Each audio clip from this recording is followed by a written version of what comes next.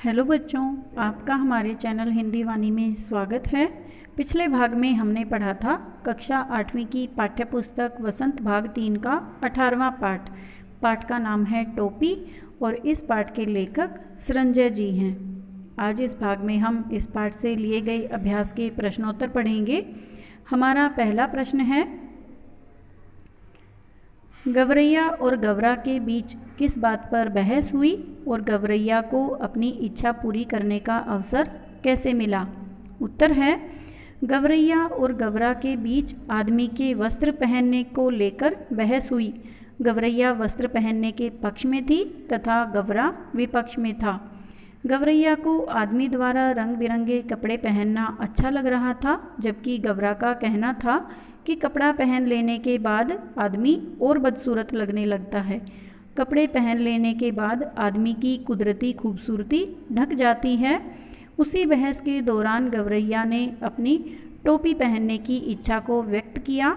उसकी इच्छा तब पूरी हुई जब एक दिन घूरे पर चुगते चुगते उसे रुई का एक फाहा मिल गया।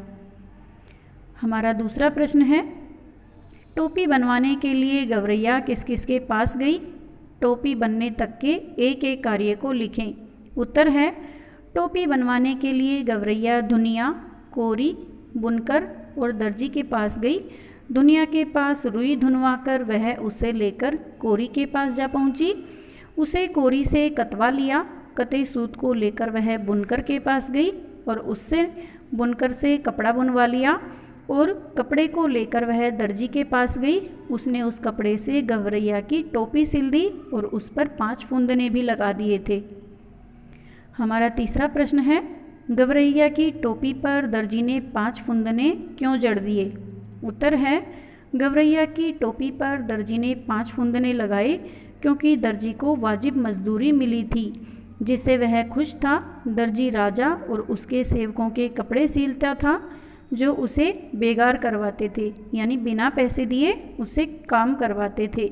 लेकिन गवरैया ने अपनी टोपी सिलवाने के बदले दर्जी को मजदूरी स्वरूप आधा कपड़ा भी दे दिया था, इसलिए उसने खुश होकर उसकी टोपी पर 5 फुंदने लगा दिए थे, जिससे टोपी और भी सुंदर बन गई थी।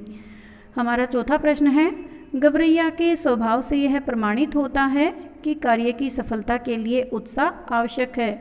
सफलता के लिए उत्साह की आवश्यकता क्यों पड़ती है, तर्क सहित लिखिए। उत्तर है, सफलता के लिए उत्साह आवश्यक है।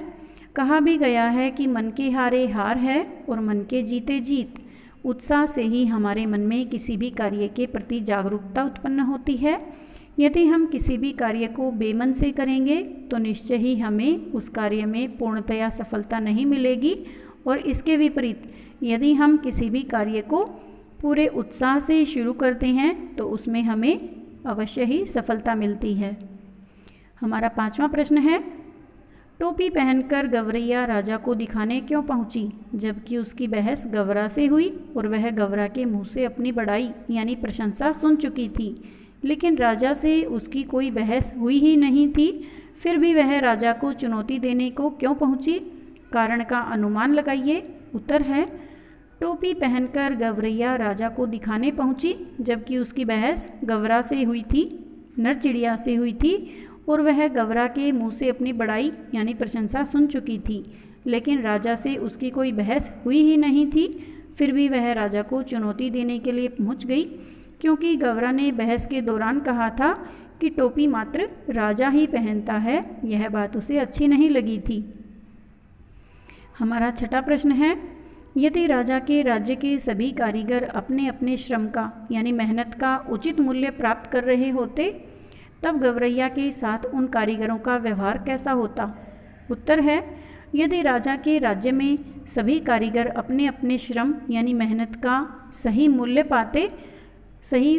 प्राप्त कर रहे होते, तब गवरैया के साथ उन कारीगरों का व्यवहार सामान्य होता और सर्वप्रथम वे राजा का काम करते, क्योंकि उनका काम ज़्यादा था। लेकिन जब उन्होंने देखा कि राजा उन्हें कोई भी पैसे या मजदूरी नहीं दे रहा और केवल उनसे काम करवाता है, और जो गौरैया थी, जो मादा चिड़िया है, वो उसे उचित मेहनताना दे रही है, हर कारीगर को उचित मूल्य दे रही है, तो उन्होंने उसका काम मन लगाकर उत्साहपूर्वक किया। हमारा 7वां प्रश्न है, चारों कारीगर राजा के लिए काम कर रहे थे। एक रजाई बना रहा था, दूसरा अचकन के लिए सूत काट रहा था, तीसरा बागा बुन रहा था, चौथा राजा की 7वीं रानी की 10वीं संतान के लिए झब्बे सिल रहा था। यानी जितने भी कारीगर थे, चारों कारीगर राजा के लिए या राजा के संबंधियों के लिए कुछ न कुछ काम कर रहे थे। उन चारों ने राजा का काम रोककर गवरैया का काम क्यों किया? उत्तर है, चारों ने राजा का काम रोककर गवरैया का काम किया क्योंकि उन लोगों को काम की वाजिब यानी काम की बिल्कुल सही मजदूरी मिली थी, जिससे वे सब खुश थे। राजा चारों कारीगरों से मुफ्त में काम करवाता था, यानी केवल अपने हक के लिए, अपने ऐशो आराम के लिए काम करवाता था, उन्हें सही मजदूरी नहीं देता था। जबकि चारों कारीगरों ने जब देखा कि मादा चिड़िया उन्हें उनका उचित मूल्य दे रही है, उनकी मेहनत का सही दाम दे रही है, तो उन्होंने अपना काम मन लगाकर किया, जिससे गवरैया को उसकी मनपसंद टोपी मिल गई। उम्मीद है बच्चों आपको यह पाठ समझ में आ गया होगा। इस पाठ में यह बताया गया है कि हमें अपने बारे में नहीं सोचना चाहिए, बल्कि जो भी सही मेहनत करता है, सही मन लगाकर अच्छा काम करता है, उसे उसका उचित मूल्य अवश्य देना चाहिए। मुफ्त में या बेगार में किसी से बहुत ज़्यादा काम नहीं करवाना चाहिए तथा सबको एक समान समझना चाहिए। तथा राजा का प्रथम कर्तव्य है कि वह अपनी प्रजा का ध्यान रखे। उम्मीद है बच्चों आपको अभ्यास के ये प्रश्नोत्तर समझ में आ गए होंगे। यदि आपको यह वीडियो पसंद आया तो आप इसे अपने दोस्तों के साथ ज़रूर शेयर करें। धन्यवाद।